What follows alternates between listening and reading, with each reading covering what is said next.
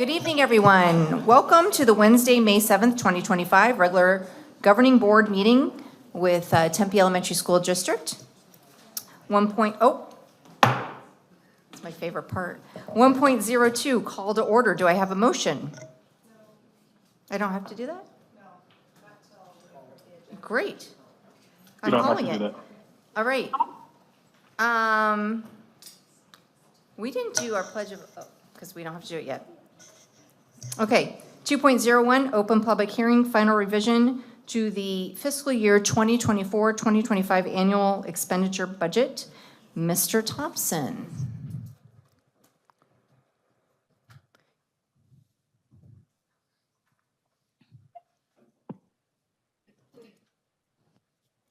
Please call it to order. Yep. Do I have a motion? Well, then we don't have to motion. Dr. Driscoll.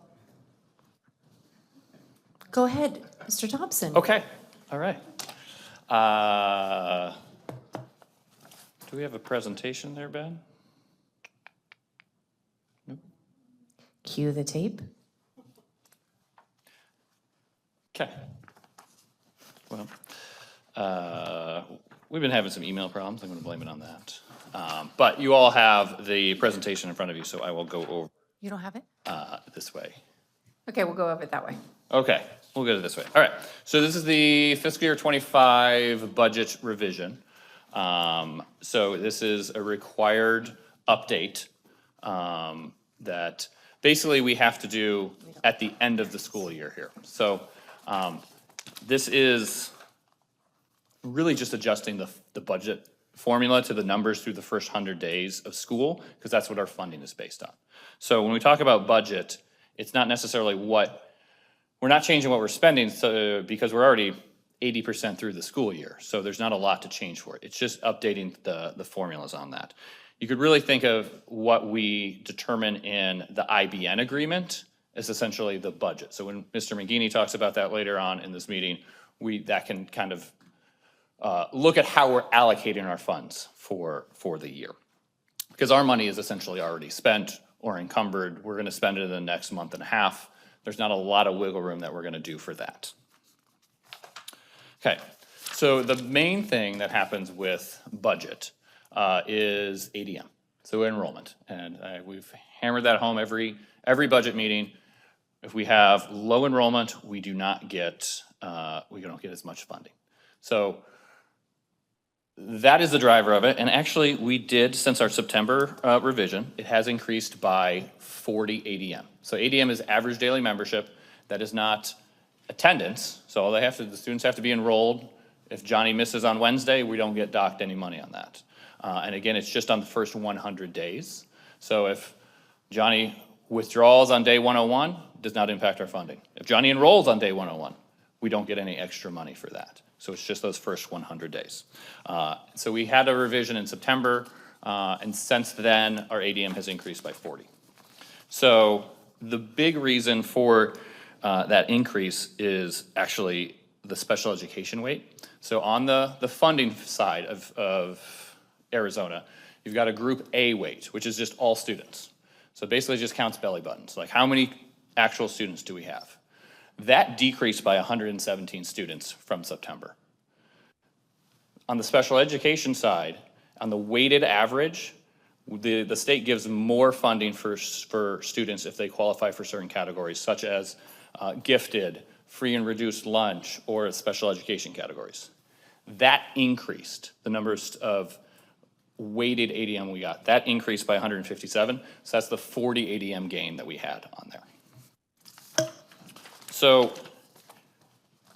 the reason that our overall enrollment could go down, but our weighted ADM goes up, is because the state weighs those students more. So if you have a student who is categorized with multiple disabilities or severe intellectual disabilities, the state will pay us 6 times what they would pay for a regular education student.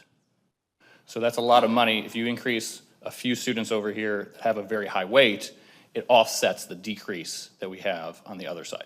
So that's essentially what has happened. And that's what is fairly common in Arizona right now in general, a kind of a declining declining enrollment, but an increasing special education enrollment.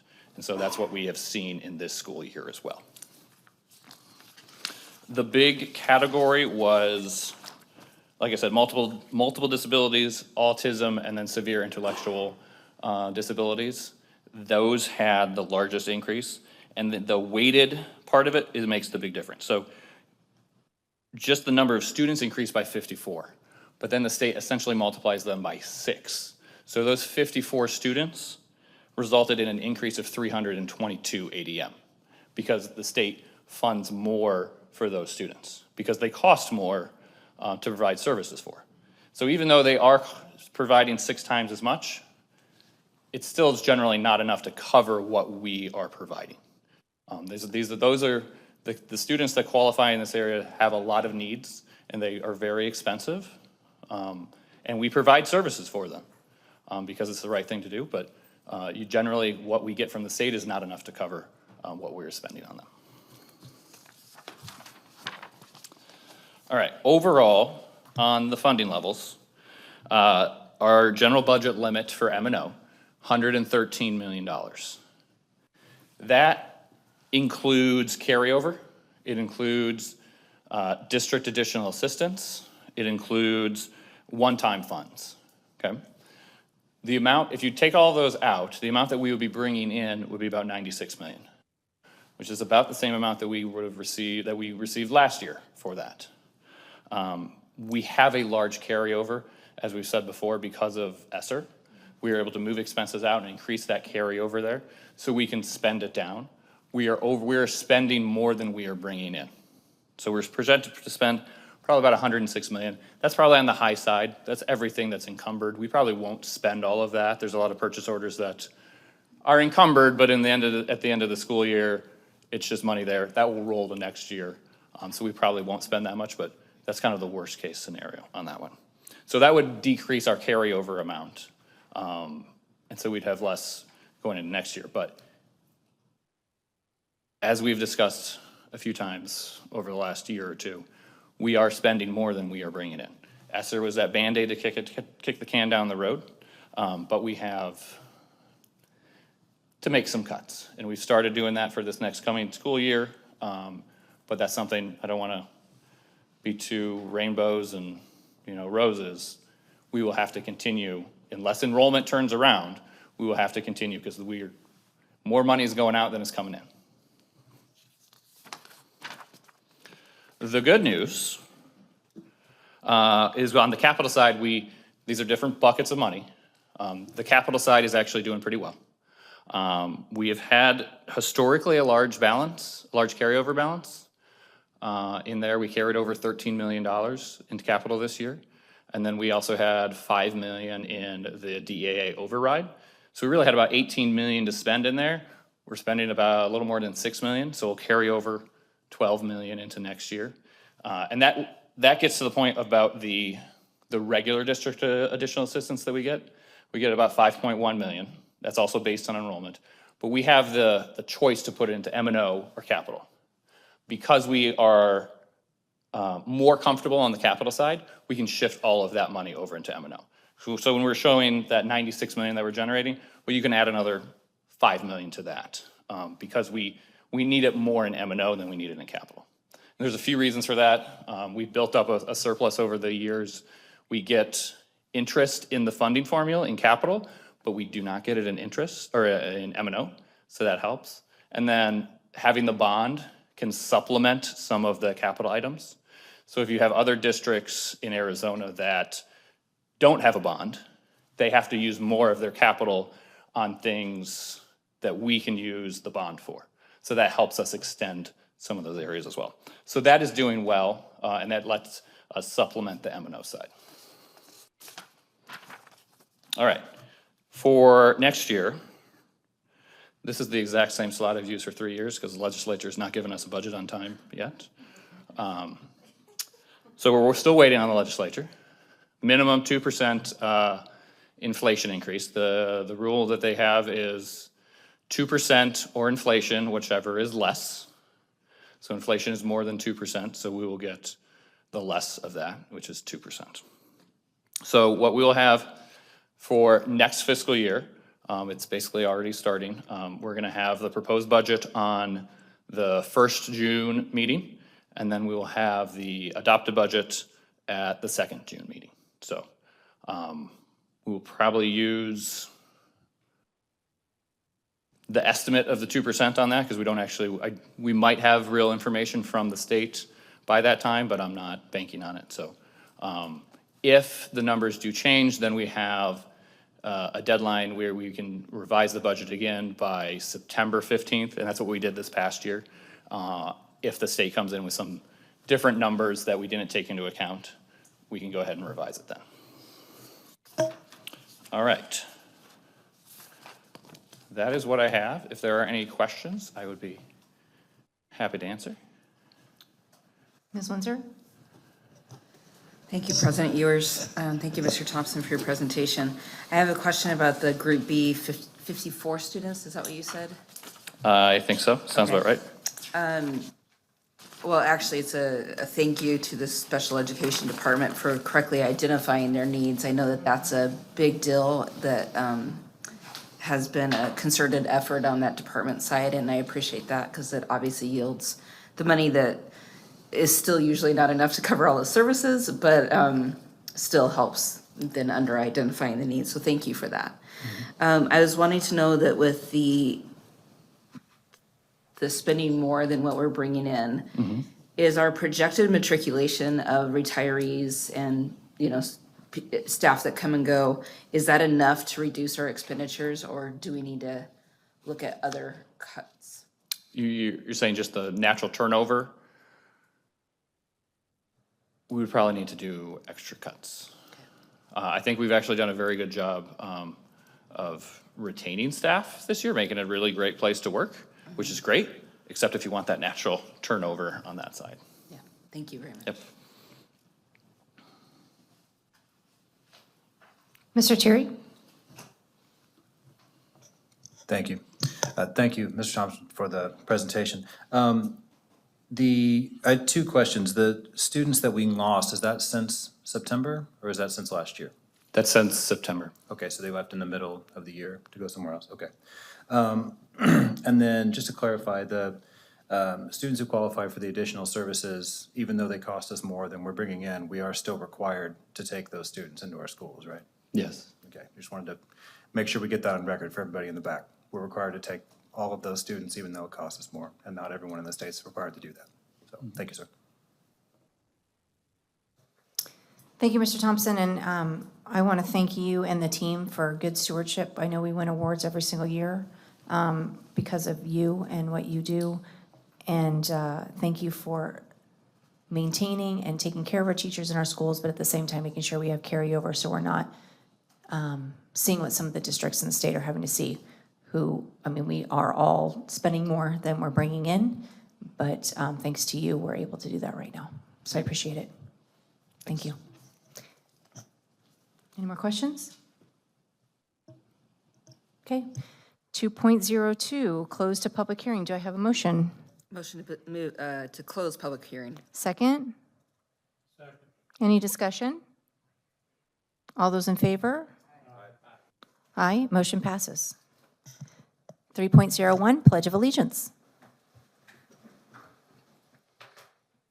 I pledge allegiance to the flag of the United States of America and to the republic for which it stands, one nation, under God, indivisible, with liberty and justice for all. 3.02, approval of agenda. Do I have a motion? Make a motion to approve tonight's agenda. Any discussion? All those in favor? Aye. Motion passes. 4.01, approval modification of minutes from the April 16th, 2025 Governing Board meeting. Do I have a motion? Motion to approve the minutes from the April 16th Governing Board meeting. Second? Second. Any discussion? All those in favor? Aye. Aye. Motion passes. 4.02, approval modification of minutes from the April 16th, 2025 executive session. Do I have a motion? Motion to approve the minutes from the executive session of April 16th. Second? Any discussion? All those in favor? Aye, motion passes. 5.01, consent agenda. Do I have a motion? Motion to approve tonight's consent agenda. Any discussion? All those in favor? Motion passes. 2.02, close. Page turn the page. Thank you. 5.02, see, I can still count. Approval of personnel summary. Oh, we sure did, but I need to go to Mr. McGinney. That's perfect. That's it. I'm handing it off to you. That's the segue. Thank you, Madam President, members of the board, Dr. Driscoll. I'd like to highlight an individual that you did approve on the personnel summary tonight. Tonight, you approved Megan Malley to the position of Assistant Principal of Nevitt Elementary School, and I'll share a little bit about her background. Megan earned a bachelor's degree from Arizona State University, as well as a master's degree in elementary education and a master's in educational leadership, also from Arizona State University. Megan has worked in public education for the past 12 years as a 3rd and 6th grade teacher in the Osborne School District. Interesting. And most recently as the assistant principal of Las Brisas Academy in the Liberty School District for the past 3 years. With a focus on leading with integrity, empathy, and a focus on continuous improvement, Megan's mission is to create a positive and nurturing school environment that equips students with the knowledge, skills, and values needed to thrive in our society. Megan is thrilled to be part of the Tempe Elementary School District in her new role as assistant principal of Nevitt Elementary. Congratulations, Megan.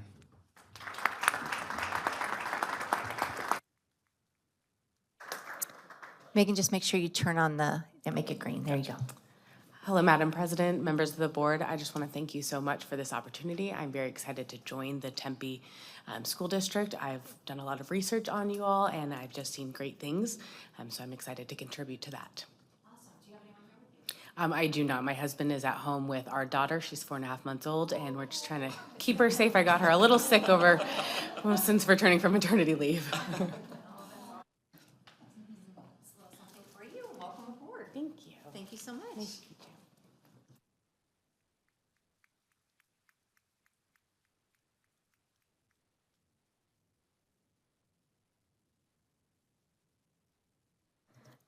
I would like to thank the Phoenix Suns Mercury Foundation for their donation of goods valued at $6,750. I'd like to thank the Trees Matter they donated $7,100 worth of goods. I would like to thank Hands On Greater Phoenix for their donation of $6,500. And we will go to lots of papers. 6.01, Celebrate Excellence. Back to you, Mr. McGinney. All right. Thank you, Madam President. I'm actually very honored I get to share all these exciting things on behalf of Dr. Driscoll. We will get started here with our Aguilar Elementary School Spotlight. Aguilar Elementary held a school-wide celebration last week to honor its designation as an A-plus School of Excellence by the Arizona Educational Foundation. This recognition highlights the school's exceptional learning environment, strong leadership, and a deep community support. It's a proud moment for Aguilar and a reflection on our district's commitment to excellence and equity for all students. Congratulations, Aguilar.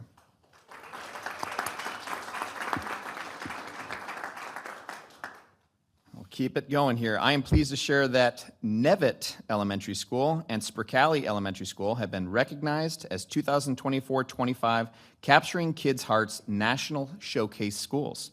This distinguished honor reflects the deep commitment of our campus leaders and staff to fostering strong and supportive relationships and cultivating a positive school culture where students feel safe, valued, and empowered to succeed. Through consistent implementation of the Capturing Kids' Heart process, these campuses have demonstrated what it means to lead with purpose and heart. So congratulations to those two schools as well.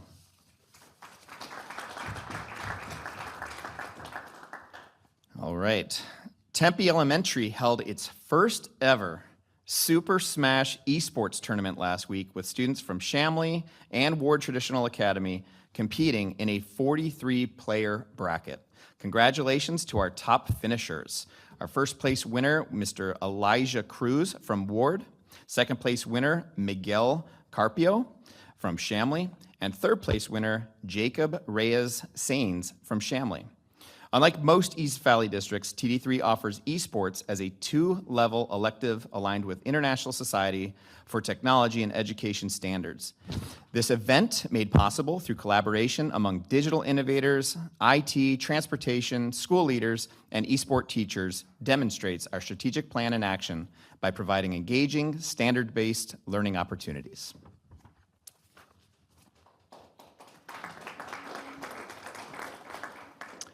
And this week, we proudly celebrate Teacher Appreciation Week across Tempe Elementary. Our schools are honoring the incredible educators who give their time, energy, and heart to help every student learn and thrive. From classroom instruction to after-school support, our teachers show unwavering dedication to their students and school communities. We'd like to express our deepest gratitude to our teachers. Their work makes a lasting difference in the lives of our students and families every single day. And that concludes our Celebrate Excellence for this evening.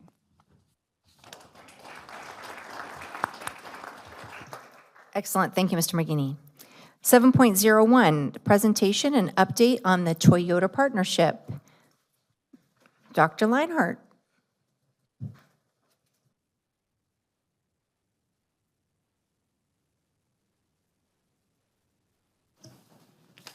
Madam President, members of the board, thank you for having me this evening. I look forward to sharing with you the work that we've been doing so far this year thanks to the Toyota Grant. The Toyota Grant, Driving Possibilities, has been supporting 2 major areas of focus in our district this year. The areas are Mobility Workstream and STEM Education. There are 4 years left of this funding as we just completed year 1. Let's look at what is happening in the Mobility Workstream first. We have 3 major partners that support the work in community growth. United Food Bank is supporting the food pantry housed at Holdeman. Southwest Behavioral provides therapy services to our students within their school day. And Native Health brings mobile health care to our campuses at Holdeman and Scales and provide multiple types of medical services such as sports physicals, vaccines, and well checks. We have a therapist who spends 1 full day at each of the 3 Driving Possibilities schools, providing different behavioral support and mental health to students. She can see up to 5 students a day and has worked with a total of 15 students this year receiving a weekly service.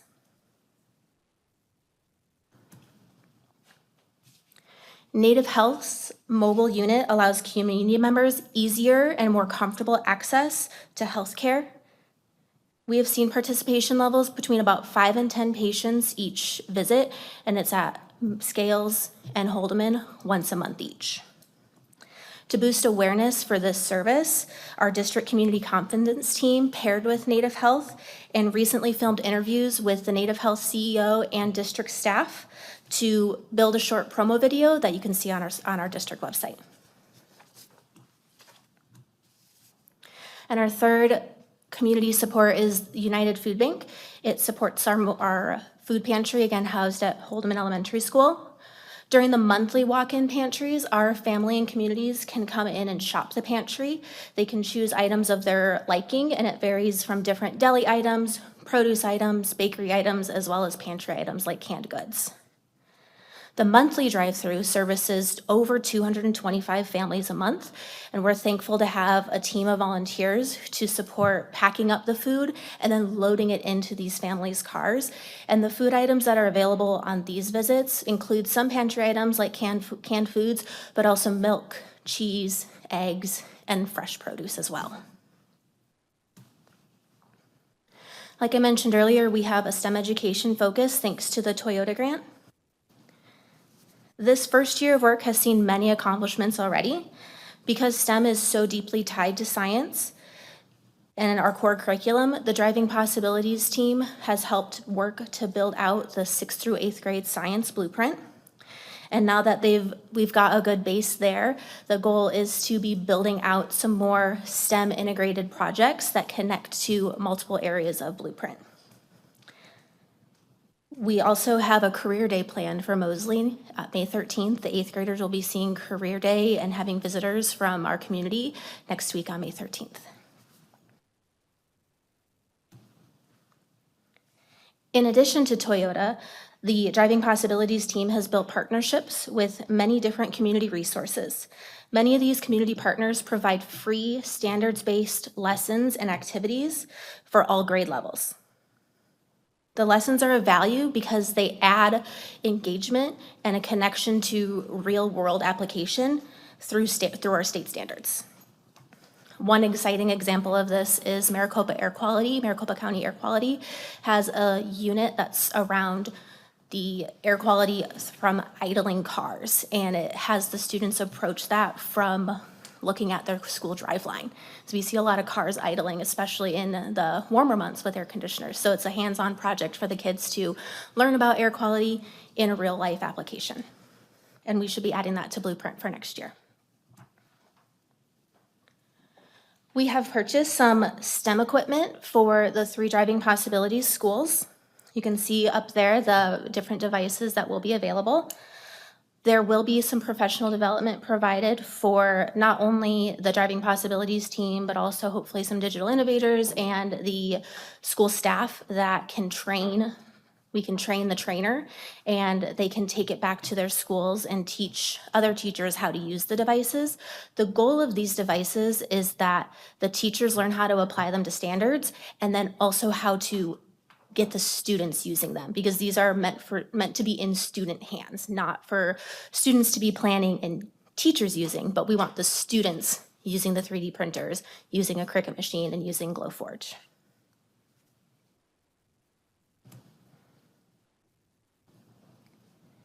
Next year, we do plan to increase the amount of STEM integrated projects that are linked in Blueprint. There will be a specific focus in helping the 3 schools, mostly Scales and Holdeman, that are associated with the grant, but the other goal is to expand it out to our district-wide, and so if there are lessons that our teachers are interested in using, they know that they are connected to Blueprint and our state standards and our district materials. The units will be designed with all content areas in mind, from not just science and math, but expanding into social studies and ELA. Another big goal area for the Driving Possibilities team is to reach out to our electives teams and see STEM integrated into math or arts or other areas.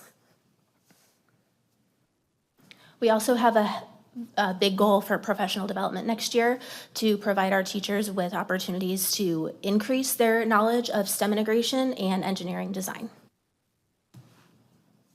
And with that, are there any questions I can answer for you? Ms. Windsor? Thank you, President Ewers. Thank you so much, Dr. Lenhart, for this. We know that our kids who are struggling with poverty and coming from homes that struggle with that daily, that this is the only way to help close the educational gaps. And I'm grateful for the work that Ms. Grimaldi has done, and this has just made it even more robust and available to so many more students, and I appreciate that. First of all, I was wanting to know about the Mosley Career Day. Do you have times in case we're able to swing by for that? Yes, it is in the afternoon. Good. The first presentation, I believe, is 12:20, and it goes through the end of the day. And there's a very exciting lineup of local professionals from police department to Tempe city officials. We have our own district representatives that will be speaking to the students. Waste Management's bringing a truck out. It's going to be a very exciting day. So like 3:30, Yeah, 3:30? about that. Okay, thank you. And then my only question I have is, STEM equipment's fabulous, but is there any concern about the consumable supplies like filament and vinyl? Do we need to worry about getting resources to get those items?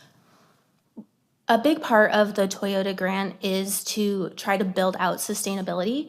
And so that's actually a brand new project that I don't have a lot of information on because Toyota is just kicking it off this year.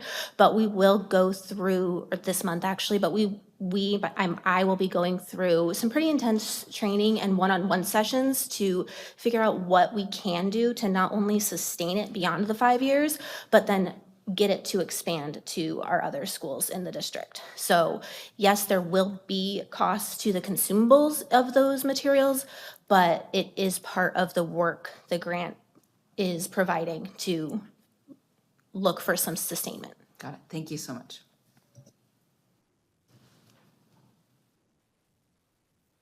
Mr. Lemon? Thank you, Madam President. Thanks for the great presentation. I was interested. You know, I seem to forget Blueprint and the example of STEM in 7th and 8th grade. Could you just refresh my memory and anybody else that might be interested? Yes, so the specific example about the idling of cars, or that one?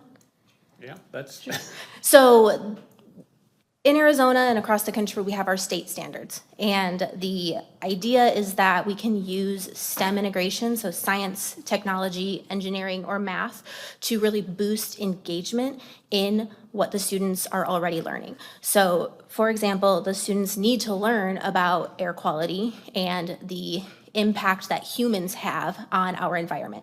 That's actually a standard in both 5th grade and in 8th grade. And so with the Maricopa County Air Quality Partnership, we have access to a pre-written standards-based lesson plan, more like a project-based learning, a PBL unit, that our teachers can take on into their classrooms.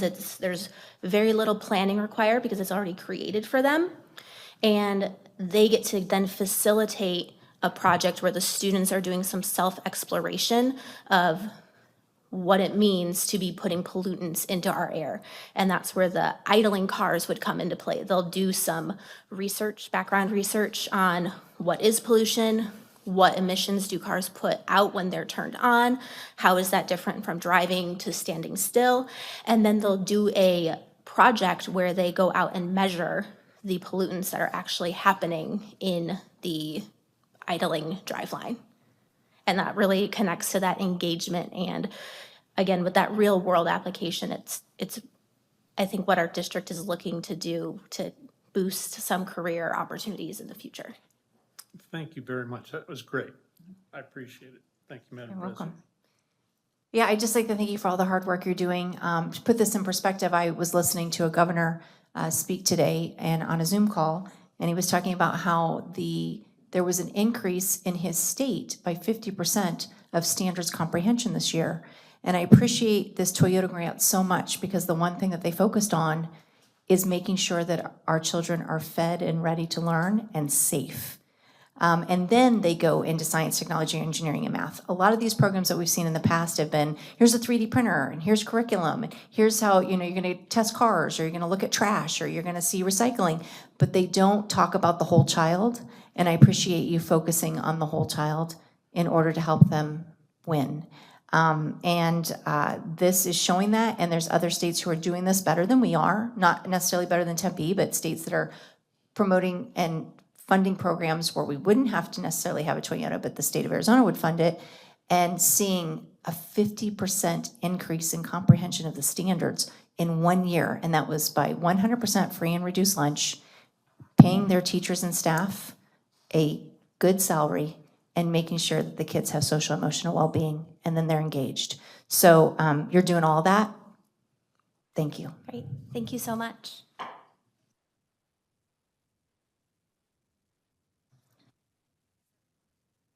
Seven 7.02, review of the Tempe Elementary School's website. And I think it's going to be Gina. Yay, thank you.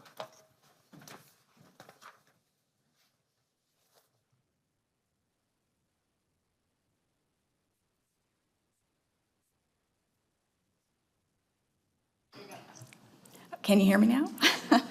I'm going to be staring at the same time, so bear with me a little bit. Madam President, board members, Dr. Driscoll, I have to say it was an honor to build this site. It had been about 5 years since we had refreshed the site, and about 13,000 pages of content that we parsed through and worked together. So I wanted to also, she isn't here tonight, but Amy Garza was my partner in crime, as we would say. We did about a year's work in here. Monica Allred is here as well, of course, Brittany, and I want to also mention Laura Hallstrom and Michael Kadaros. So this was a team effort. It took us close to, probably 10 months to build this site. But we have received a lot of good feedback, and so I think the best feedback you can ever get is from parents and teachers and students and families. So So with that said, we have a lot to go over, so I'm going to make it brief, so bear with me so we have time for questions. First of all, I'd like to say we built the site in conjunction with also building the brand and getting some clarification as to what the district does best, how we compete against other districts, who we are, our purpose, and really our outcomes. I interviewed a lot of families, staff, and students to really gain that insight so we could clearly provide a message when we built the site that was accurate, so that the brand and the site were in alignment when we put it together. So I just want to preface that was very important in this entire process. So both of them took about a year, but this is the byproduct of all of that hard work. With that said, I'm going to refresh. We, as you can see, and I'm sure all of you have been on this site at least once. I know there are many folks in the room who are on this site every day.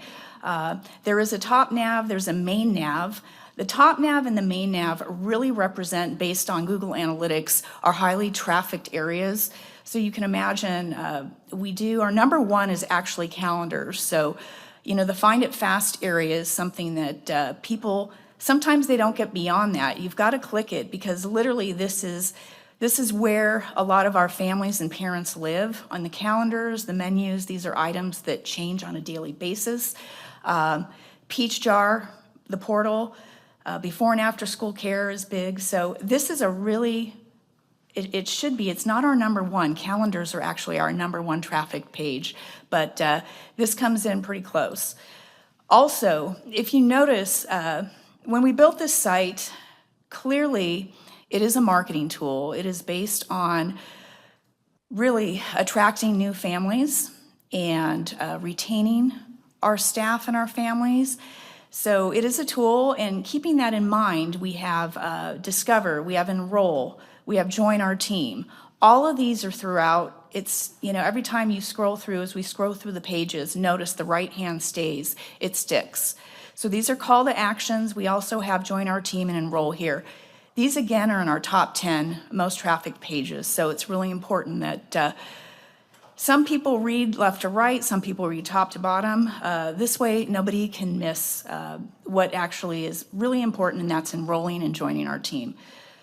So with that said, I also want to mention, building a site, it's very complex, it's a science, but everything that you see, from the logo, the colors, the topography, the photography, the video, it's all intentional. There isn't one square inch of this site that has not been meticulously discussed and talked about based on the feedback that we've received from surveys and from the community. So we wanted to make sure that was really clear. This module right here is something we can interchange out. It depends on what we're focusing on. Of course, right now, the last 6 months has been enrollment. But here we go back to the brand. Who are we? I think of Dr. Driscoll because he always says, we are Tempe Elementary Schools. You know, we're welcoming, we're achieving, we're eye-opening, we're future ready. This sets the stage for us in terms of who we are, and then, of course, reasons to believe, you know, why we exist. This is really important when we, again, go back to the brand. As we scroll down further, here's a second module that we can change out or we can remove. And obviously with our 150th, this was very important to highlight. Amy Garza has spent hours on this project, so if you haven't visited this, you should. The next part here is, I live and die by differentiation. When I came to the district, it was hard for me to really determine, without being part of the district, who we really were by looking at the website. It was tough. A lot of times websites are just bulletin boards. You throw a lot of information up there and you hope people can find it. Again, this is very strategic and intentional. We want to clearly state who we are, why we do what we do, our purpose, and what makes us different. So this area is really why we're different. Everything from our Arizona ranking, receiving, again, a second time in a row this year, the voted #1 elementary school district, to celebrating our 150th, revolutionizing education, which really goes back to the strategic plan, which is very specific to our district, obviously. I look at Michelle Grimaldi because experiential learning and real world experiences that she brings to the table with our partners is very unique in what she does there. And of course, resources. I think of our community and who they are and how diverse they are and how many people are moving into our area. And resources are key. We just talked about that with Toyota and our evidence-based support services.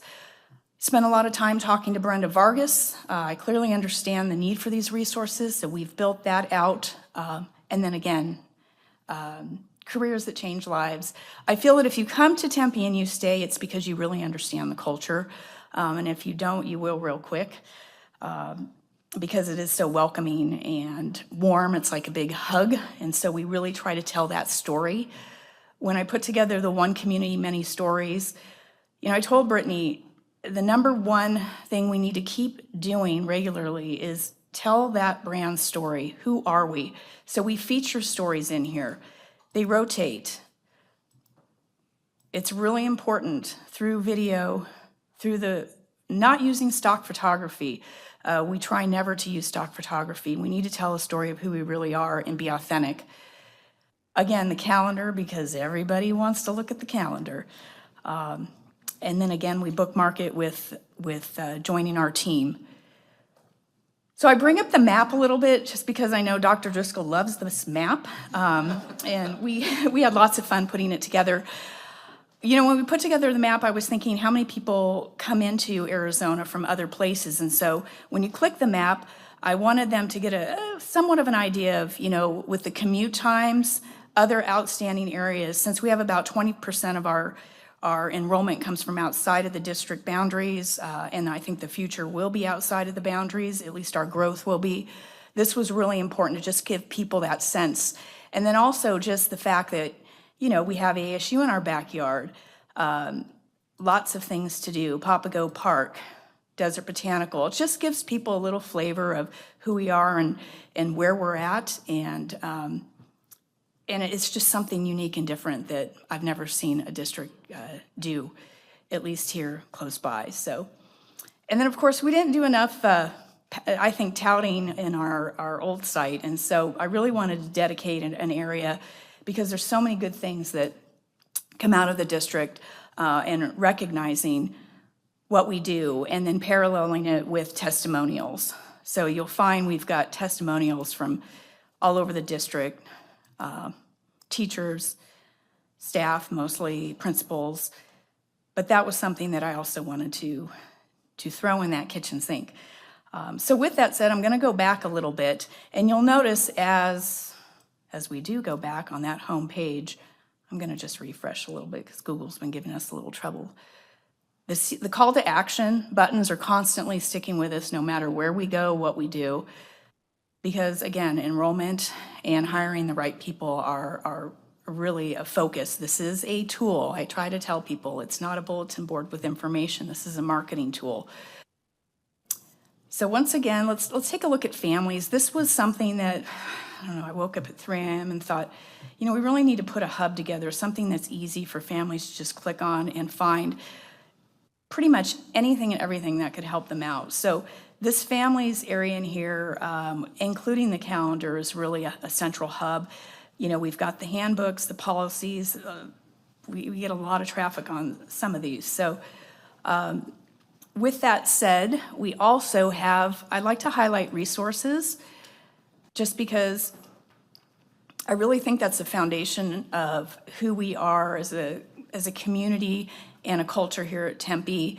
We're always raising people up, and thank you, Michelle, for that, because your partnerships are invaluable. And also Brenda Vargas as well. So this area here is highly trafficked for various reasons. Community partnerships and health services partnerships are really critical and a huge need. So let's see, with that said, I'm looking at the clock, so I'm going to leave some time for questions. I know we could spend a day on the site, but I hope this has given you enough flavor and insight I've built a lot of sites in my career. This is probably one of the most enjoyable projects I have worked on in my 35 years of doing this. And just interviewing and being able to get the entire community involved in this and how it was built was just a real pleasure. So, any questions for me?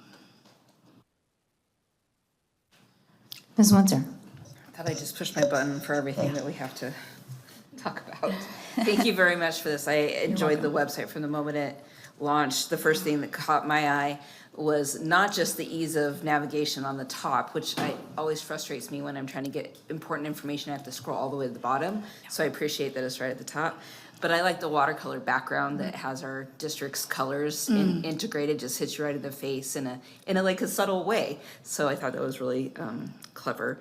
My favorite, I think I've said before, is the Find It Fast button, especially for parent view access. I'm hoping that if Parent Square gets out of the pilot phase, that it'll be in that Find It Fast section. I'm assuming it will, yes. I was wanting to know, first of all, the map on here reminds me a lot of when Google Earth first came out, and we were all like trying to find our own houses. So I had this similar feeling with the map experience here. I was wanting to know about the maintenance of school calendars. Is that the responsibility of the schools themselves, or do you guys manage all of that? Or is that something you're working on? Yeah. Amy does a large portion of that. I mean, we have people that send us information, and then, but there are particular people in the district that handle it as well. I mean, Michelle doesn't, Clara handle, she handles part of it. So it is kind of slice and dice in different areas across the district, but, you know, so if there's something in particular you don't see, sometimes we have to say, okay, who's, you know, pulling the strings on that one? But we try the best we can. There's a reason why it's the number one out of all of this that's traffic, so we've got to keep it accurate. For Yes. sure. Thank you very much. I You're appreciate welcome, it. Charlotte. And for the students that are here for a government class, I'm assuming it's okay for you to bow out. You don't have to like easily go. You guys have been like filtering out like dine and dashing here, so it's okay. Go ahead and go. Do you guys need us to sign that you've been here, or are you good? Okay. We all figured out what you guys were doing. We're hiring, gentlemen, come see us. They needed to be dismissed, so. All right, thank you very much. You're welcome. Any other questions? Mr. Terry? Yes. Did you click? Oh, Mr. Lemon, did you click? Thank you, Madam President. Mr. Lemon? I had two questions. On the website, could somebody find a list of all our library books? Yes, it Okay. is there, Jim. It is definitely there. Matter of fact, under library, under resources, if it's not academics, I try to make this as simple as possible. It's usually in that resource bucket. So, yes, you can find that on this page. The reason I raised the question is because we're getting emails from people that want to ban library books and go through our list and figure it out. And, Yes. And It- what's they- age appropriate versus all of them. And so I thought that was an interesting Yes, sort It's of there. changing landscape. And we don't want to hide anything, but we want Right. to be sure it's there for parents that are concerned about that. My other question dealt with the calendar, and Yeah. particularly, date night, those music performances, the performing arts. yes. Is there one button I can push and we'll just see all those for all the different schools and locations? Well, there is a district calendar, and I believe you can search that way. Just looking here right now, and somebody's saying yes behind me, so, because we've had people who have consistently asked us, can you see everything all in one, and you can. Sure, go ahead. I always like to get examples of how people Dr. Meyer? use the site. Madam President, Mr. Lemon, we currently have a process where all of the schools are to complete, it's like 2 questions about an upcoming event and where it will be and when, and then we do have a master district calendar. So the calendar should be updated regularly, and we lovingly remind our leaders to complete that as well. So it is a new process. Yeah, I appreciate it because, you know, I typically schedule 2 to 3 weeks out. And thank you very much. If I may add to Yes. that too, Mr. Lemon, on the page that Gina is currently on, right underneath, there is a search. And if you search, like I just searched music. So if you search music, it'll populate all the possible musical performances that have been input into the calendar. So like Gina mentioned, there is a search function, but you'd have to search like a keyword. But I did music and could see, you know, GEM's musical performance coming up, CMS musical performances. So that's another way as well, sir. Thank you. If we could do music, do a search, I'd just put music in there for you, Jim, and for example, a few things did come up for you. But if you ever need any help, feel free to just call us. It's all right. Well, I wanted to thank you. I'm going to do my own little slideshow here. So prior to this website, I would get a question out when I was out in the public, and then I would get from district office, it's on the website.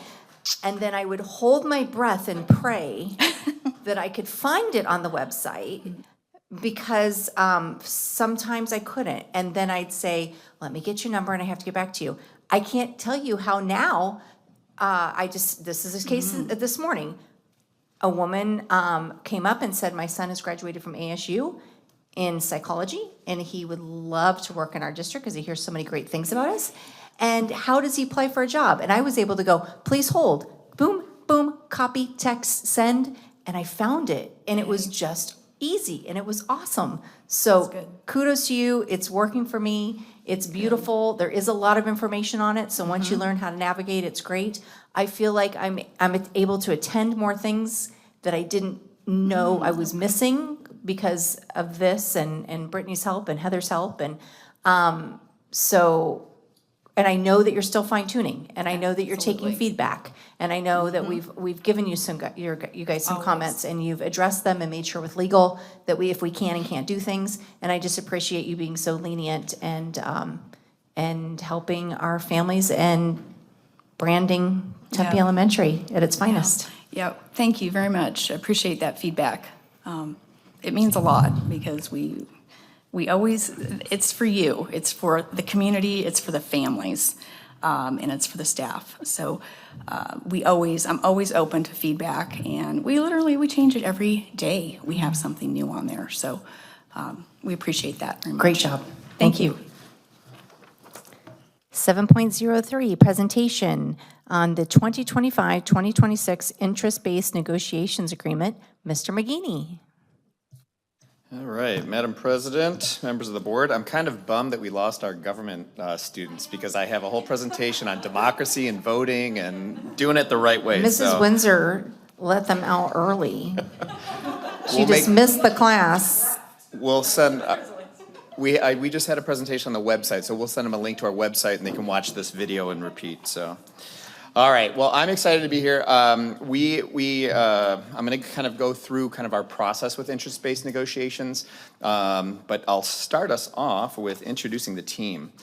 This is really exciting. This is, for me personally, this is my 9th year overseeing the process and helping manage the team in the process successfully.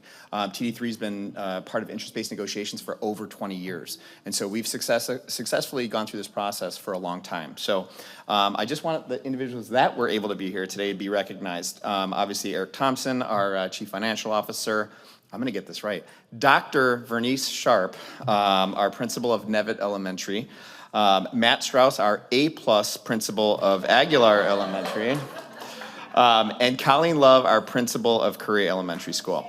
I know that our individuals that have been on the team for a long time have done a great job, but I want to commend Colleen on being a new member. She's brought a really fresh voice, and she has no shortage of welcomed opinions on topics. So great addition to the team. On the TEA side, we have Allie Holden, who's our teacher at Ward, Darren Gonzalez, our TD3 IT Customer Support Manager, Kelly Belusic, our behavior interventionist at Aguilar Elementary School, Taylor Webb, 7th grade ELA at Mosley, Sean Coker, our plumbing and carpentry manager, and then Christina Palmerin, our office manager at Conley. And so I will also say, again, existing members, fantastic. Having Mr. Coker on the team also and bringing the voice from the trades and facilities has been very welcomed and a great perspective, as well as Kelly Belusic, who brings her special education background to the team as well. So you can see from our team on both sides that we have a really balanced team for that voice. So why we are here. So after going through the negotiation process, what our goal is to create an agreement. It was developed after sending out the survey to our entire staff. I think I say this every year, so I want to reiterate it. It is an anonymous survey that goes out. We have no idea who submits any category. Am I right, team? Any comment that's on there, we have no clue. So, for example, we get a lot of, I love my principal. And that's wonderful. You could be one of 22. So if people aren't specific to what their interests are, we have to generalize. So I just want to give that shameless plug to the process that please be specific. But we talk about salaries, benefits, anything related to policies, miscellaneous rate. Not everything that is on the survey ends up being in the IBN team's purview. So a lot of our conversation becomes, well, let's refer that. And so we refer a lot of topics to district administration and ultimately Dr. Driscoll. So not everything that's going to be put on there is, well, let me back up. We go through every single line in the survey. There isn't a line that we don't look at. So if you put your voice, that's why we tell people every individual in this district has a voice, and it's the IBN survey. So what brought us here today? As we go through the process, I wanted to make sure, just as a kind of a teaching point here, these are the standards, and I think some of them are having PTSD because we go through so much. Everything that we talk about that's going to ultimately be a recommendation goes through this process. We want to make sure it's administratively feasible, professionally credible, publicly acceptable, legally defensible, economically affordable, and sellable. And so if it doesn't meet one of these standards, it doesn't move forward. Okay, so anything that's ever going to be part of our process, we'll go through these standards. So the first recommendation that this team made, you heard from Mr. Thompson kind of where we are as far as budgets and allocations of funds. We know that post-COVID, that there's been a huge compression related to salaries, wages, inflation, a number of factors that have impacted not just TD3, every organization.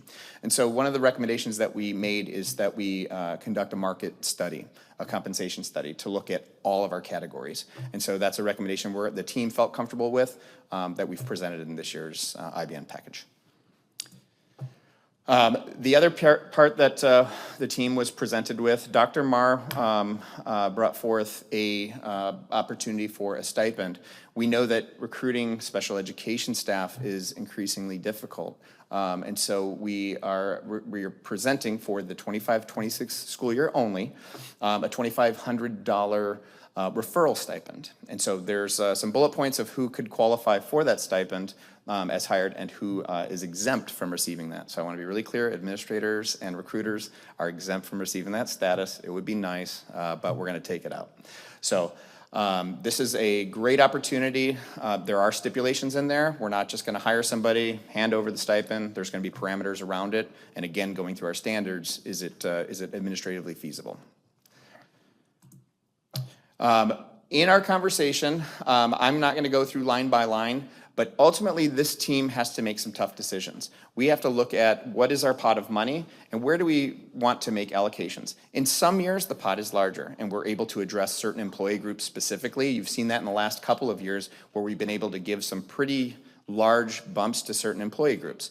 This year, part of the dialogue was around the conversation of trying to address everyone equitably, which we did. So you'll see in here that a 2% raise, Mr. Thompson did a phenomenal job in looking at the budget and what we can afford as a team. And so then we just kind of discussed options. What does it look like if we gave a 0% raise? What does it look like if we gave a 0.5% raise? What if we addressed this group and gave no raise? So there's all kinds of options that we have to discuss. Ultimately, what we determined was a 2% raise. For the certified teaching staff, we were able to give 2% plus $500 increase to the base for anyone who is eligible for Classroom Site Fund, so on the certified teacher salary schedule, okay?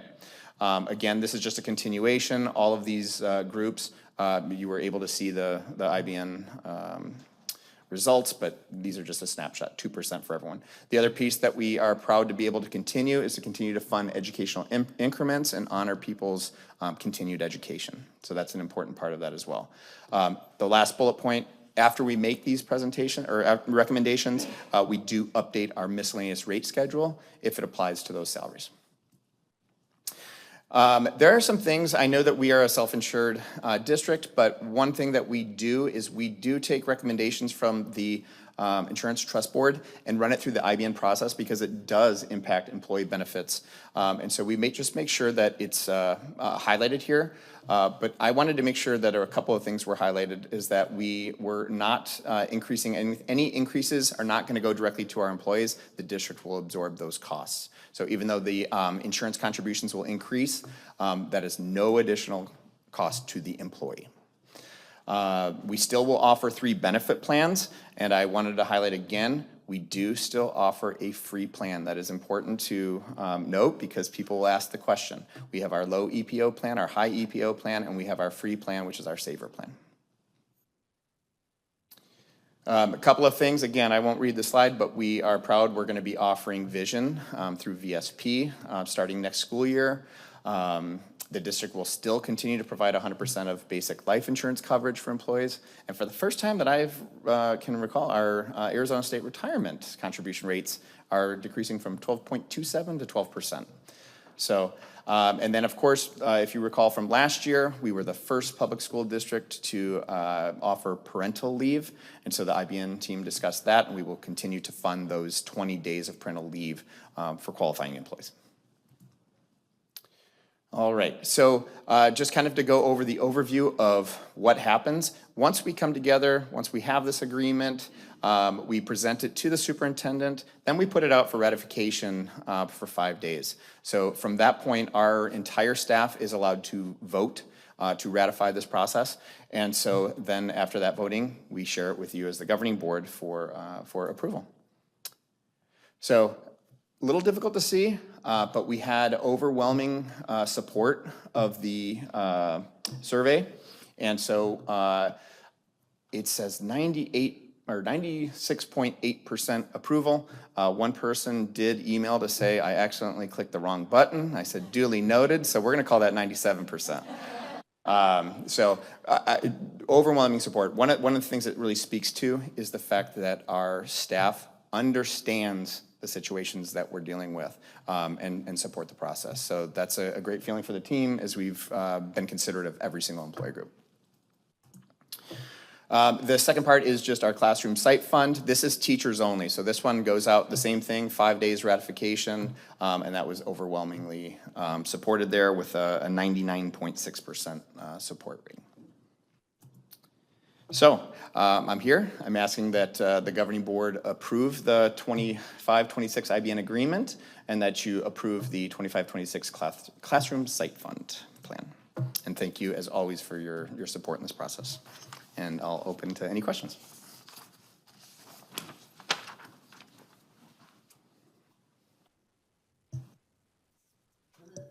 Mrs. Windsor. Thank you, President Ewers. Thank you, Mr. McGinney. I remember when I first came on board as a board member, and I remember asking you, like, what? You, like, actually let them vote on it? And then I remember asking, and you clicked their email addresses? Like, we know who said no, right? Because I've gone through Meet and Confer, which is not transparent. Nobody ever has a say on it. You just all of a sudden have a presentation at the board meeting, and all of a sudden that's what you're getting or not getting.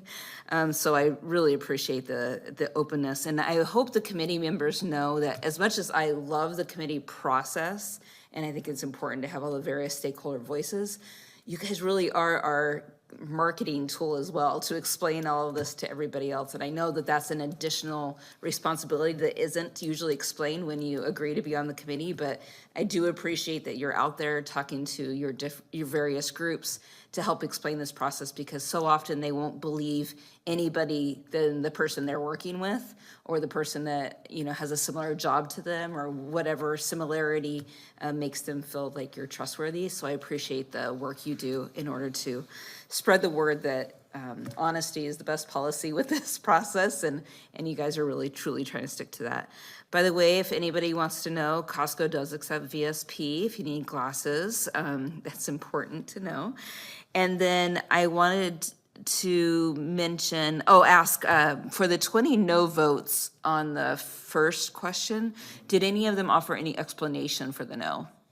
Like they want more money, or? No, we just collect the information via SurveyMonkey, and so Okay. it's a yes or no. There is a option for collecting information, yeah, but no, nothing Okay. provided. And then I'm assuming the same with the 2 votes on the 301. Okay. And then I also wanted to mention that the starting salary of $51,500 blows my mind. Only, I don't know, year 2000, I got 28,000 as a new teacher, and I was a BA plus 18, and I was so excited for that 18. And I pulled my mother's first contract after she passed away when we were going through her files. In Coolidge, Arizona in 1960s, she made $3,500. So I'm shocked at the inflation, and hopefully people do see that we are paying teachers, because it's real. We are, as much as we can. We'll take that as we're making progress, right? We're making Okay. progress, exactly. Thank you very much, Mr. McGee. Thank you. President Ewers. Mr. Lemon? Thank you, Madam President. Great presentation. As always, educational increments has been something I've been watching, and I'm glad to see it. The other issues that I have is with the health benefits, because we're self-insured. And for the low plan, the district is also going to contribute $800 to the health savings account. Does that account roll over? So they could keep it? Well, yes, it does. And that's part of the marketing and benefit, is to say, if you invest in this plan, it'll continue to accrue, so. And my other question, is that also offered on the other 2 plans? As far as offering those are the 3 options that we have, so. Yeah, so the health savings account is not offered in the high plan or the low Correct, plan? yes. Okay, thank you.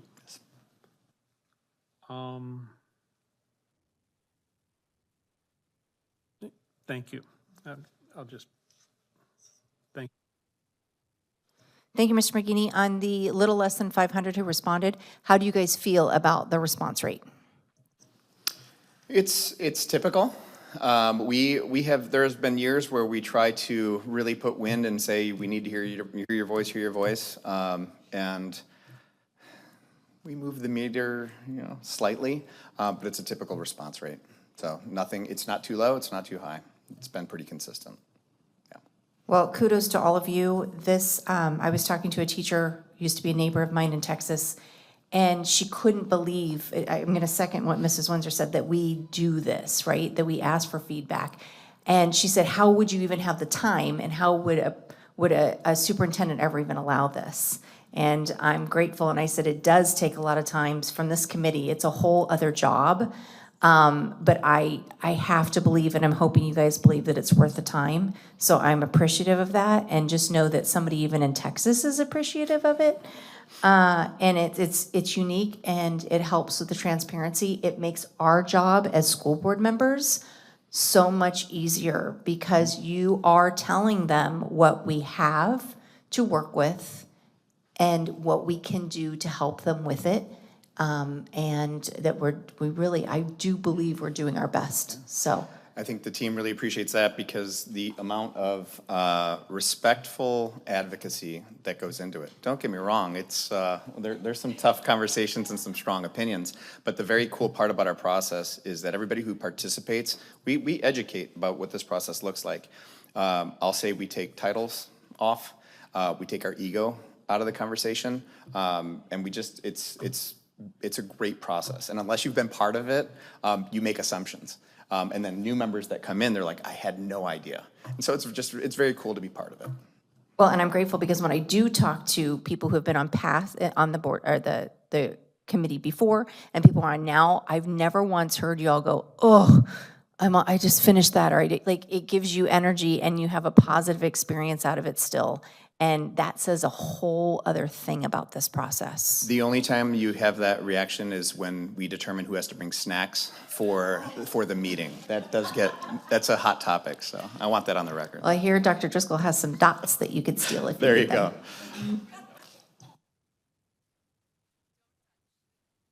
Inside kind of joke. Thank you, Mr. McGinney. 8.01 is the open call to the public, seeing no cards.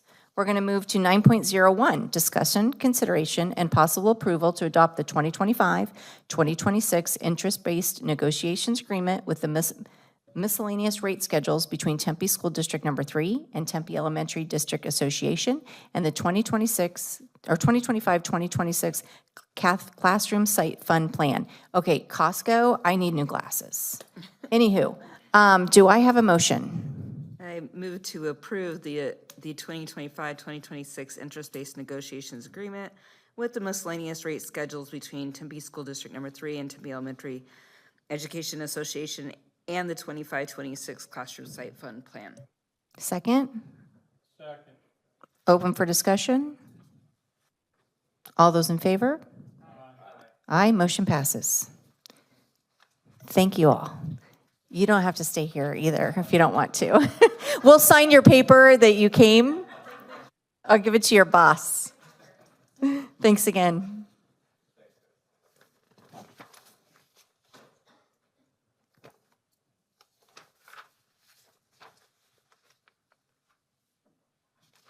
Okay.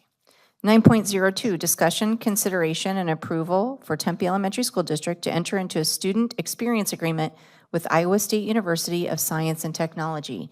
Do I have a motion? Motion to approve the Tempe Elementary School District Student Experience Agreement with Iowa State University of Science and Technology. Do I have a second? Second. Discussion? All those in favor? Aye. Motion passes. 9.03, everybody want to pull out your form? Discussion, consideration, and possible approval for the governing board members to reaffirm their top 5 priorities to the Arizona School Board Association Legislative Committee for consideration. I would like to go through, and if we could, Mrs. Windsor, start with you. Dr. Driscoll is on the phone if we need any feedback from him. And ask what each of your top 5s are. They don't have to be like top 5 in each category, just your total top 5s. And with that said, if we have an agreement, that it's 3 people's top 5, then we know that we're going to put that on top of the chart. Does everybody agree that that would be okay to handle, how to handle this? Excellent. So Mrs. Windsor, would you like to give your feedback on your sheet? Absolutely. Under the first category, adequately and equitably fund district schools, bullet point of the solid bullet points, number 3, repeal the constitutional aggregate expenditure limit via legislative referral to the voters. Under the red tab, preserve, respect, and strengthen, second column, first and second bullets points, amend current statute to allow school board members to use the e-qual system in addition to in-person signatures to appear on the ballot, and oppose any legislation that intends to lessen or curtail the legal authority of locally elected school boards, including their authority to approve curriculum. Under the, is that purple? Purple tab, next one. Third bullet point down, reform English language learner models of instruction to increase integration of English learners and give schools flexibility. And the last one for me is under the brown tab, second bullet point, repeal any program that gives funds for private schools, vouchers, and private school subsidies, and prevent any future expansion. Excellent. Mr. Miller. Madam President, I would concur with Board Member Windsor on the repealing of the aggregate expenditure limit. For me, on the next one down, I had ensuring local control and flexibility of managing funds programs within the Arizona constitutional requirements in that, I don't know, burgundy, red tab below, in addition to the equal to the side there, and the one below it that you had listed. And so I kind of had three in there. I had three in the burgundy, so basically the top left bullet point. Yep. And then if you go directly to the right, the kind of top two there. The equal, and then the one below it, oppose any legislation that intends to lessen or curtail the legal authority of locally elected school boards, including their authority to approve curriculum. Okay, which color tab? Red. Red. Thank you. I know that Ms. Windsor had chosen it. Okay, say it one more time. Oppose any legislation that Yep, got it. intends. Thank you. Okay, and did you say you had 3 or do you have 2 more? I have two more. Okay. I would agree with the reform English language litter models. And then, I had one more, where did it go?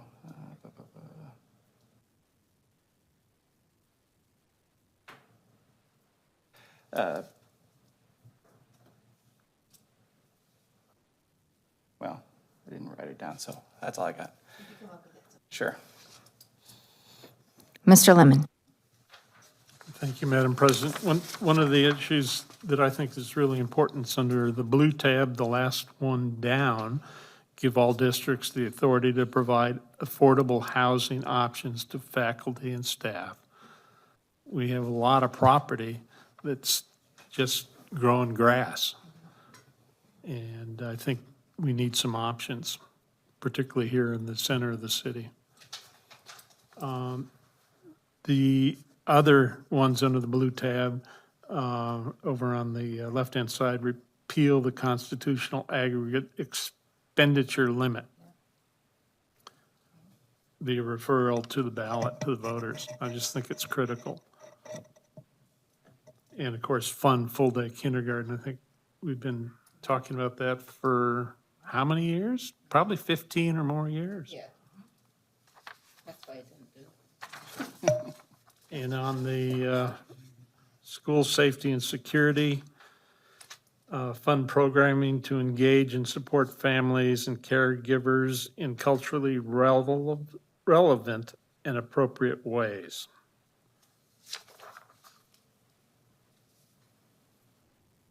Okay, school safety. It's bullet 1, 2, third one down. Am I looking at school safety? and The orange. Okay. Yeah. I know it's on here because I read it. Yeah. Fund program to engage and support families, caregivers, cultural development? Okay, thank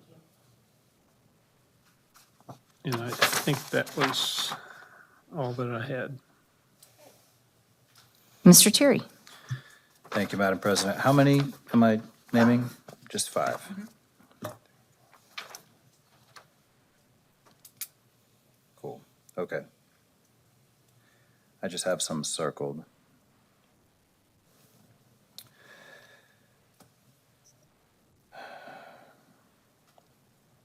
All right, well, first and foremost, under the 4th tab, School Safety and Security.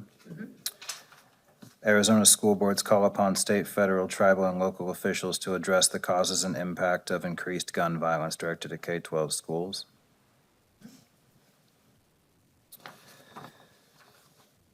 I'm going to go to the back, the first tab, the blue tab, of before and after school programs, as well as fine arts education. And that is, help us find it. That's going to be on the, underneath the blue tab. And it's going to be about the middle of that section on the left, Can you read it again? before and after school programs, and fine arts education. Wait. Thank you. Okay. And then 2 more. At the very last one in that section on the right, give all districts the authority to provide affordable housing options to faculty and staff. And Let's point to that one. it's at the very, very end here. Thank you. And then there's quite a bit on here personally that I would speak to, but for a fifth one, I'm going to go down here. This is under the red section at the bottom of that page on the back. And this is to oppose legislative efforts to ban educational and supplemental materials that provide an inclusive and historically accurate, well-rounded education. All right, so we are all in agreement. Heather, you've got these notes, right? So if we go to the blue tab, adequately and equitably fund district schools to the national median people, that one. Repeal the constitutional aggregate expenditure limit via legislative referral to the voters. That one was unanimous. The next one that we had the most of is give all districts the authority to provide affordable housing options to faculty and staff. And that was 3. And then we get into 2s. Do you guys want me to read you the 2s?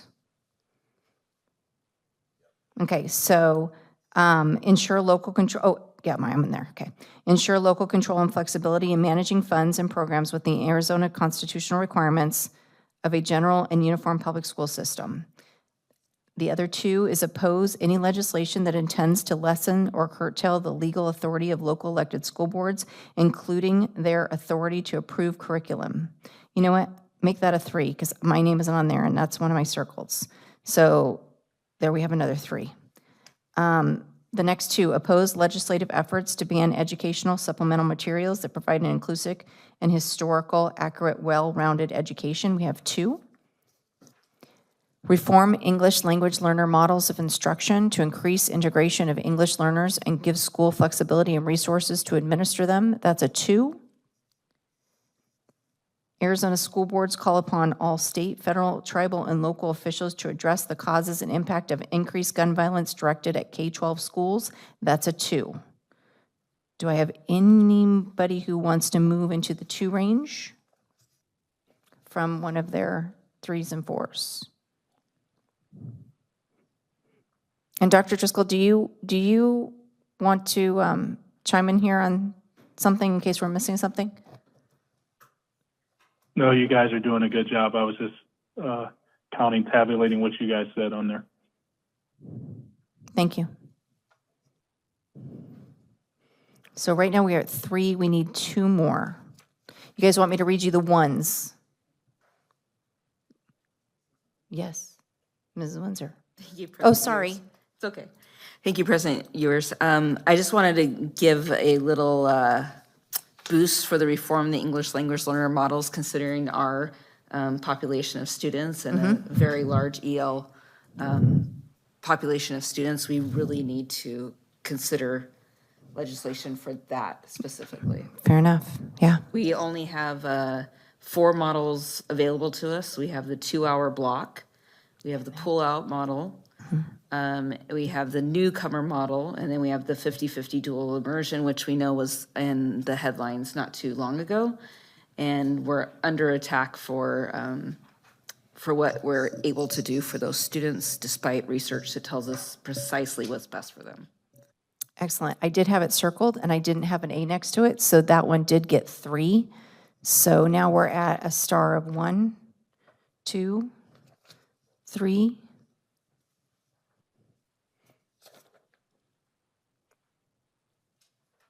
4. 1, 2, 3, 4. We're at 4. We need 1 more. So the 2 and 2. Do you guys want me to read you the 2 and 2s that are left? Okay. So ensure local control and flexibility in managing funds and programs within the Arizona constitutional requirements of a general and uniform public school system. And the next 2 is oppose legislative efforts to ban education and supplemental materials that provide an inclusive and historically accurate, well-rounded education. And Arizona school boards call upon all state, federal, tribal, and local officials to address the causes and impact of increased gun violence directed at K-12 schools.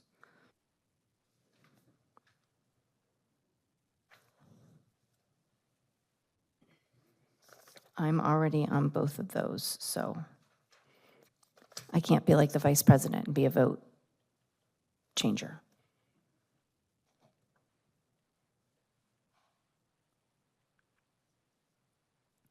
If we go down to the ones, we have fund programming to engage and support families and caregivers in culturally relevant and appropriate ways.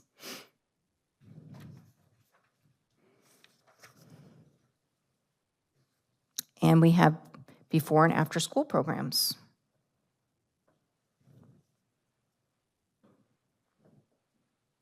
And we have fully fund full-day kindergarten and include kindergarten students in override calculations. I've already put my number on there. I would have put it on again. Yes, where's that one? Brown tab. Brown.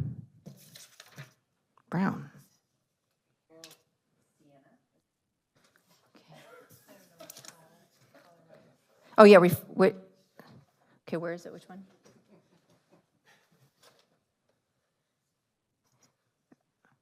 Okay, yes, we have the one, you're right, I'm sorry. We have the one vote for repeal any program that gets funds for private schools, vouchers. Oh, amen, sister. Yeah, that gets my last A. Thank you.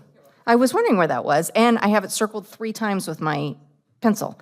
Okay, so anybody want to throw one more into one of those categories? You do? Great. Okay, guys, can I go over this? And give me a T. Okay, put a T on there. Okay, so we are at repeal the constitutional aggregate expenditure limit via legislative referral to the voters. Then we have give all districts the authority to provide affordable housing options to faculty and staff. Then we have oppose any legislation that intends to lessen or curtail the legal authority of locally elected school boards, including their authority to approve curriculum. Then we have repeal any program that gives funds for private schools, vouchers, empowerment scholarship accounts, and private school subsidies. And then we have reform English language learner models of instruction to increase integration of English learners and give school flexibility and resources to administer them. How does everyone feel about that? Yeah, Mrs. Windsor. Sorry, I'm more vocal today than No, normal. it's great. I just want to make sure that I want to state the reason why I'm identifying the private school, what is this called, priority.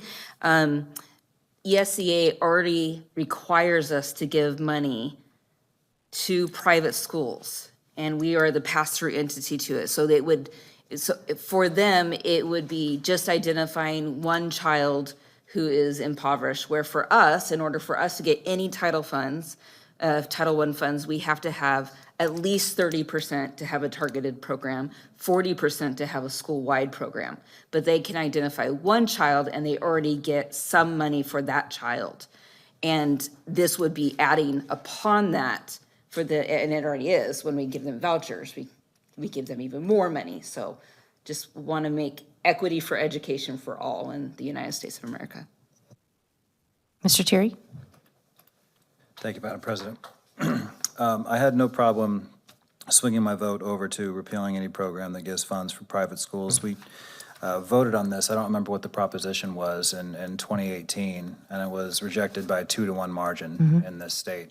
And then the legislature went ahead and pushed it through anyway against the 2-to-1 will of the voters. So I have no problem switching my vote over to that one.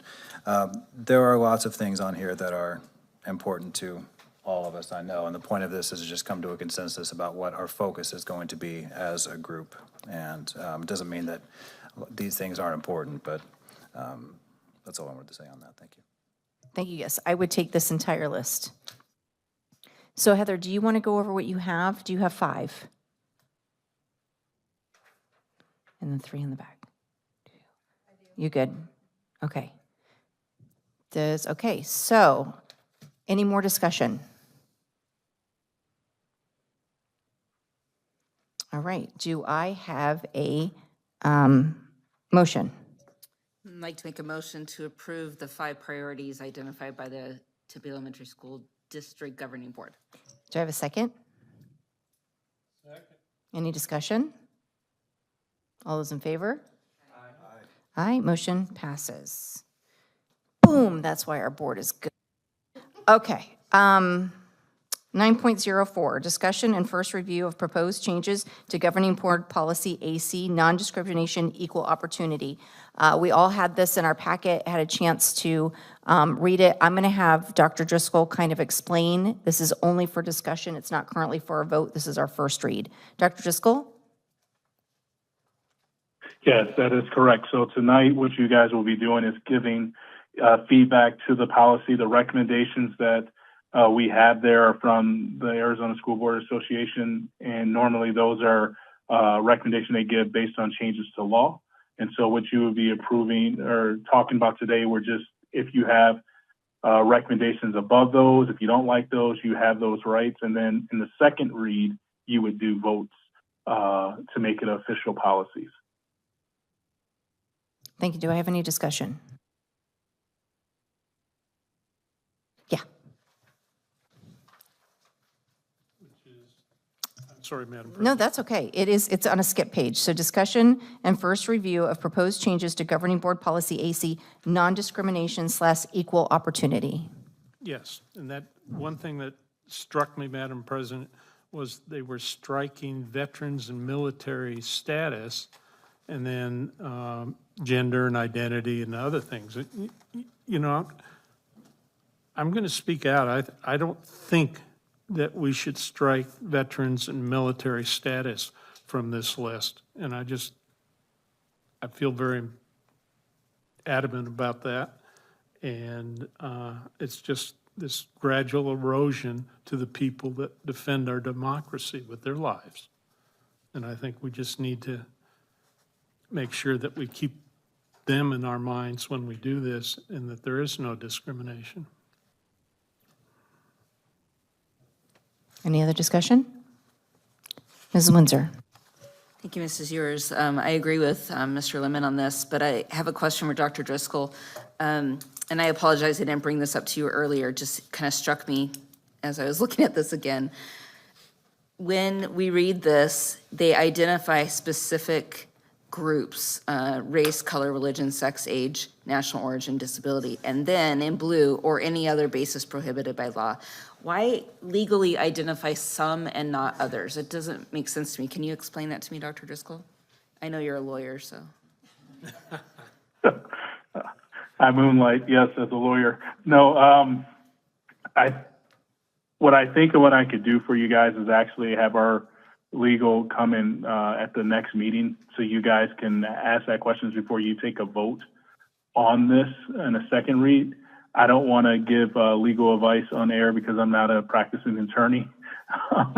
But I think it would behoove us to have legal come there so they can actually explain that to you. So you can have that, so you guys can have the information. But I will say that anything you guys say here in this first read, we will bring it back in the second read. So Mr. Lemon saying that veterans and military status, we can add it back in to that for the second read. But we also can get you guys legal advice so you know what you guys are voting on and make sure that you're following the laws. So with that suggestion, which I think is wise, can we also just keep sexual orientation and gender expression or identity in there until we get legal advice on that? Yes, you can. Thank you very much, Dr. Driscoll. I'd like to go on the record of seconding Mr. Lemon. The second one is the next one is 9.05, discussion and first review of opposed changes to governing board policy ACA, sexual harassment. This is only open for discussion. We will not be voting on it. Do I have any discussion?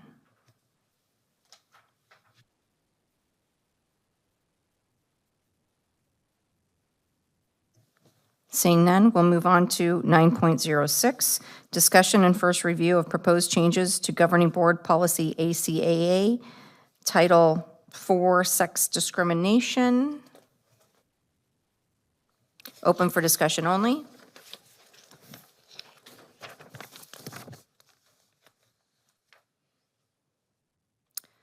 (9.07) discussion and first, I'm so sorry. Mrs. Windsor. No, I totally understand. Those lights are easy to miss.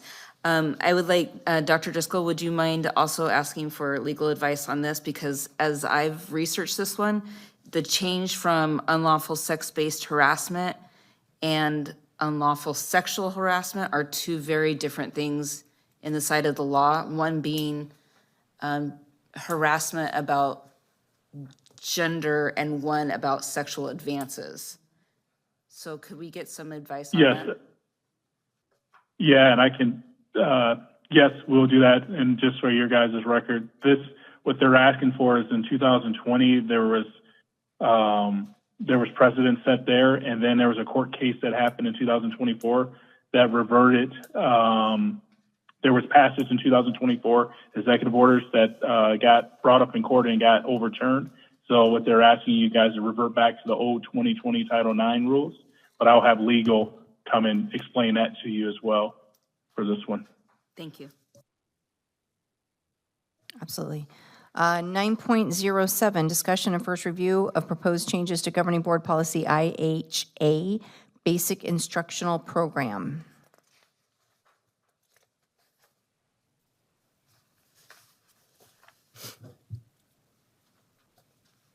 Mrs. Windsor. Thank you, Ms. Sears. I want to go on record again, identifying that social studies has the 3 items that they have identified within this policy already built into the standards, and there's no need to separate out. It's redundant and politically motivated in my mind. So no need for it, and would like to have it removed, but I understand that probably not legally sound to do so.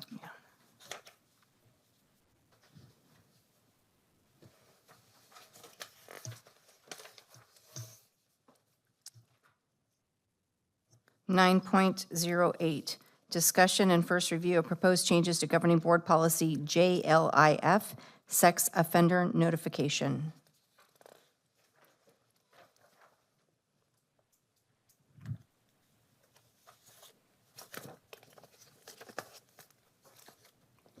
I'd like to thank Mr. McGinney. He helped clear some things up for me on this category this week. Thank you. Mrs. Windsor. Yes, do we need to choose now the optional language that we would consider on second read? Yeah, that's a good question. I think we do. Okay, I would like to suggest specifically D and F. I'm not opposed to C and E, but D and F I would definitely like to have included.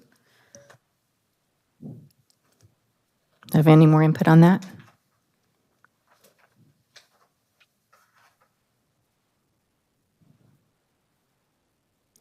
Mr. Miller. Thank you, Madam President. My only, mild concern about F is suggesting the prohibition against vigilantism might implant the idea of vigilantism against people who read the policy.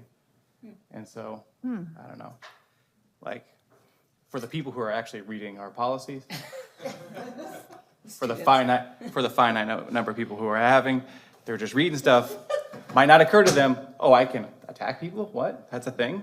And so, not to, I don't know. I don't want to provide ideas we don't have to, even though we're trying to protect ourselves against certain activities. I don't know. That's all my concern is.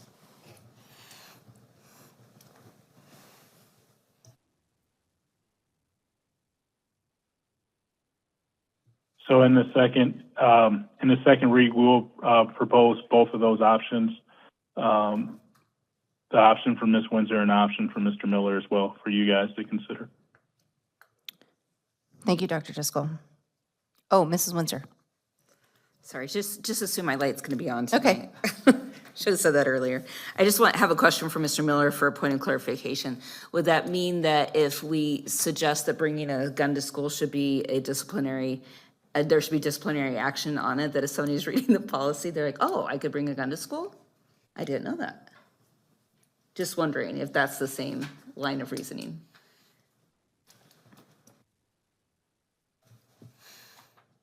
Madam President. Yes. Mr. Miller, your light didn't light up. I think there's a delay here, guys. Oh, I was just wondering if I suppose it's a discussion, we're allowed to just respond to each other. You're not wrong, that's not a dissimilar line of thinking. It's just, I suppose, I don't know. This being sort of a new policy, it's just sort of bringing new facts to a new fact pattern, as opposed to, I don't know, lots of things are just like, please don't beat each other up, please don't do things. And so that might be more expectation, which I suppose this could also fall under. So I hear you. It was just a thought. It's fair thought. And to second that, I'd like to let the public know that we are the junkies who read the policies. Any more discussion? All right, 10.01, board information. Mrs. Windsor, I'm just going to you. You don't even have to push your light. Oh, I have nothing on this one, actually. Now. Mr. Miller? Nothing? Mr. Lemon? Thank you, Madam President. I have two issues, or two events that I went to in sometime in the last 2 weeks or 3 weeks. Last week, I went to the Nevitt Science Fair. It was great. I was just really impressed, both with the parents and the community members that came out and supported those kids, and the degree of information the kids presented in all sorts of different fashions. And as you can guess, several of the young men had catapults and other things to launch items. But what really struck me is there are at least 4 or 5 models of volcanoes. And I started my career in geology when I was in 7th grade, and I went to a science fair and I had a volcano. And so I was very impressed. And of course, there were other things that were just great. And they're good examples. And I was just very pleased. They had food, both free food and food you could buy. And it was a wonderful time. And it was a nice evening. The other event I went to was last night, sponsored by the city of Tempe, and that was to recognize the graduating seniors from the Tempe high schools that had joined the military. And so there were people, of course, from the Navy and people from the Marine Corps. Actually, the Secretary of State was there from the Marine Corps, and then there was a speaker from the Marine Corps and a retired Marine Corps gunny. And so that was pretty interesting, but it was good music also by a barbershop group, presented patriotic songs and prayers, and also almost like a USO show with women singing and dancing, and it was great. And then there was a reception afterwards. So, there were all the services were recognized, including the Coast Guard and of course the Air Force. I don't know about the Space Force, but the Air Force was, and the Army, and yeah, it was a good program, and it was supported tremendously by the city of Tempe elected council members, and so it was a good deal. So, thank you, Madam President. Mr. Cherry? I got to hear my daughter perform at the Broadmoor Choir concert, and it was, she's a 5th grader, and this is the last time we're going to have someone in Broadmoor in 19 years. Our first kid, Sean, he's 24 now. He started at Broadmoor back in 2005. It was before I even met him. I met him when he's my stepson. I met him when he was, I want to say 7. They were 7, 5, and 3, and now they're 24, 23, and 20. Julia blessed me with a grandchild recently. But that was heavy. I remember when I was a orchestra teacher here in the district, you have to go around, you're recruiting students to be in band, to be in strings, to be in choir, and I went around to 5 different schools, and I said, be in strings, be in strings, be in strings. And then I got to Fuller, and I said, you all have Mr. Whitehill as your choir teacher. I can't with a straight face tell you that you should be in strings, because he is the best music teacher that I know, and we have beginning strings at the middle school level. I encourage you to go ahead and spend 1 more year with him if you can. I gave my daughter the exact same advice, and she did. She's definitely a choir kid, and so sort of double dipping there. I also had the pleasure of attending the A+ celebration at Aguilar Elementary. The most well-behaved students I've ever seen in my life. Like, I could not even believe that 350, 400 kids sat there in dead silence. And you know how whenever there's something, there's like a lull in the entertainment, like there's a technical difficulty or something like that, and even adults are like, whoa, what's going on? Just silence the whole time. I was like, wow, this is amazing. Like, I thought maybe something was wrong. Didn't appreciate the big show they made of shaving Mr. Strauss's head. For me, that's just like something I do twice a week, but to them it was a big joke. But no, it was definitely congratulations to them. Well earned. It was easy to see why they got that. On the healthcare side, I just want to make sure everyone knows that it's open enrollment. The deadline is May 23rd. The deadline is May 23rd. The deadline is May 23rd. I hope everyone is enjoying pottery class. I thought that was so cool. And I wanted to let you all know that we are finalists for the Phoenix Business Journal 2025 Healthiest Employer Award. Woohoo! All right. I also was able to attend the ASBA President's Meeting, and sadly, we are all in the same situation, fighting for public education, the recognition of public education, and declining enrollment. We understand that families are having a hard time building families. And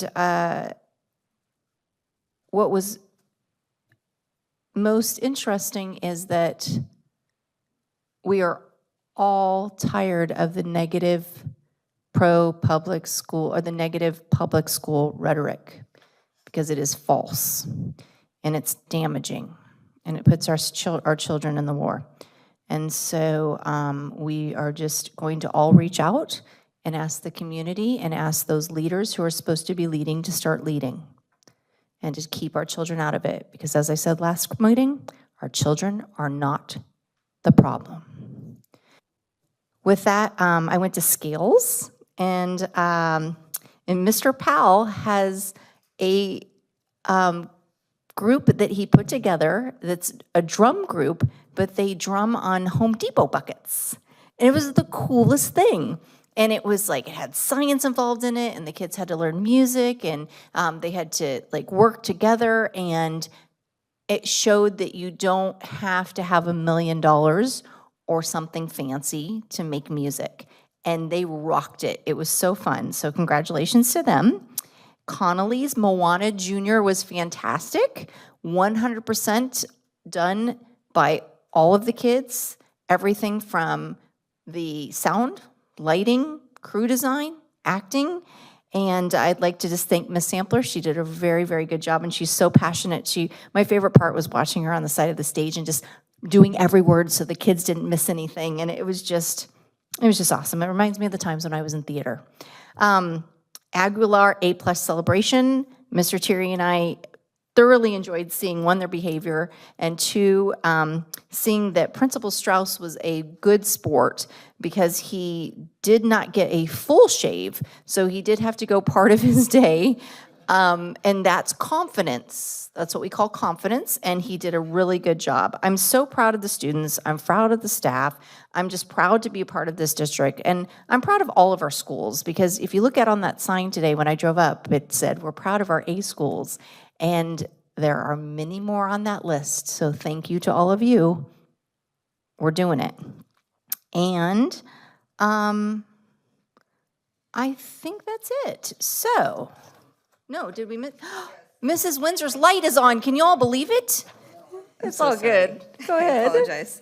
I forgot to mention the cubing competition that happened 2 weeks ago? Yes. Last Saturday? Okay, I've lost track. But my son participated along with other children. First annual, he told me it's gonna happen again. And it was amazing. Good job for getting that all together. Your entire group did a phenomenal job on that. And I do have a request for the calendar for 2 items. Can we add for the calendar Career Day at Mosley on May 13th in case more than me shows up? Yeah. And then on May 29th, I believe we've all been invited to Tempe Union's graduation ceremonies. And I don't know if any of us are going to be doubling up. We're all at different schools, I believe, correct? Oh, you are posting it just to be safe? Okay. Okay. There'll be a dub up. Okay, so you already have that on. So we're adding May 15th, career day, Mosley. Starting time was it 12? May 13th. And it was start time of 12:30? 12:20. Okay, thank you. The 11.01, announcements and upcoming events. Career Day at Mosley, and the Tempe Diablos Excellent Education Awards will be Thursday, May 8th, 2025 at 7 p.m. in the showroom at Wild Horse Pass, 5040 West Wild Horse Pass Boulevard, Chandler 85226. For all that's going, I wanted to make sure you saw in your email the map today. The Ty Foundation Tee Off for Kids and Teachers Annual Golf Tournament is Tuesday, May 13th, 2025 at 7:15 a.m. at the Papago Golf Club, 5595 East Karsten Way, Phoenix 85008. Our agenda committee meeting will be Wednesday, May 14th, 2025 at 11 a.m. The Tempe Elementary School's retirement reception will be Wednesday, May 14th, 2025 at 6 p.m. at McCamey Academy of International Studies, 2250 South College Avenue, Tempe 85282.